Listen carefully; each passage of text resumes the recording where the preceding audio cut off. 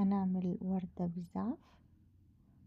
بنجيب زعفية مزوج، بنشيل منها الحتة الخضراء، ولو في حتة خضراء من الناحية التانية برضو بنشيلها بحيث ان هي تكون طرية او مرنة. بنتني اول تانية بالشكل ده، التانية اللي بعدها كده، التانية اللي بعدها كده، نستمر لحد ما نوصل على هيئة السداسي. ونحاول ان احنا نحافظ على دايرة مفتوحة في النص صغننة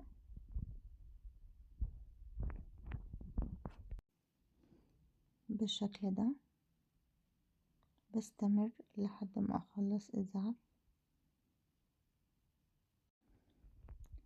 لما ببقى قربت خلاص على النهاية بسيب حتة بحيث ان دي اللي هتدخل في الفتحة.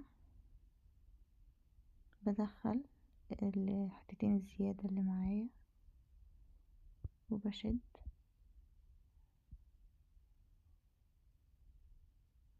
وبحاول اربط الزيادات اللي معايا من تحت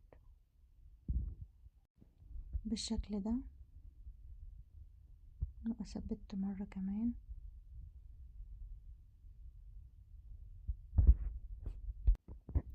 وبحاول ألفها بشكل لطيف وأربط.